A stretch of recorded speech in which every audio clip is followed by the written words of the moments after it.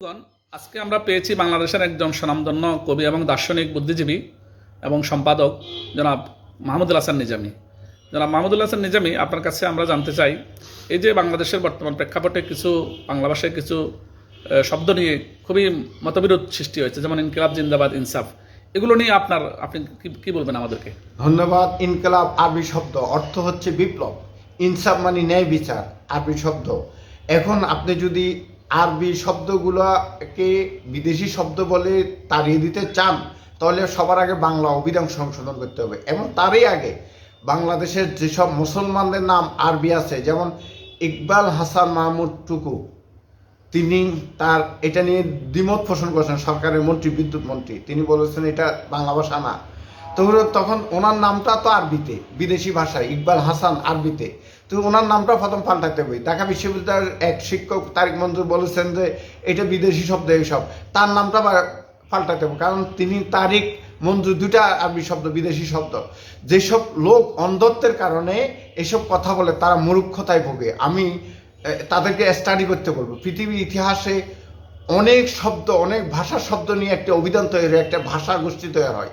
বাংলা ভাষায় 60টি মূলত অনেক ভাষার শব্দ বাংলা অভিধানে নিজস্ব ভাষা হিসেবে পরিগণিত আছে। 200 বছর ইংরেজ শাসনের কারণে অনেক অসংখ্য ইংরেজি শব্দ বাংলা ভাষার নিজস্ব অভিধানে আত্মীয়করণ হয়ে আছে। মুসলমানি শাসন এবং মুসলমান ধর্মের কারণে 90% মুসলমান বাংলাদেশে, এই কারণে মুসলমানি শব্দগুলো বাংলা ভাষার অভিধানে নিজস্ব শব্দ হিসেবে অধিগ্রহণ হয়ে আছে।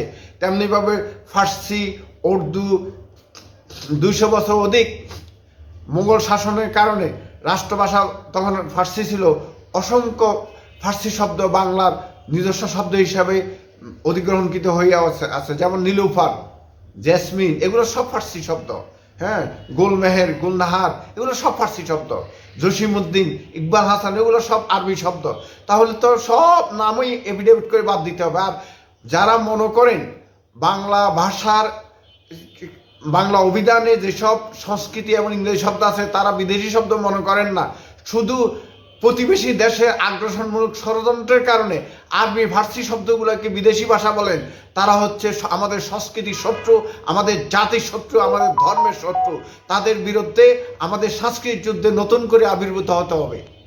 এখন আপনারা নিশ্চয় জানেন, এইসব শব্দগুলোকে যদি আপনি বিদেশি শব্দ বলেন, উপমহাদেশের স্বাধীনতা সংগ্রাম, ভারতবর্ষের স্বাধীনতা সংগ্রামের যে মূল সংগঠন নেতৃত্ব দিয়েছে আজাদ হিন্দ ফৌজ, আজাদ শব্দটি হলো আরবি উর্দু শব্দ, ফার্সি শব্দ।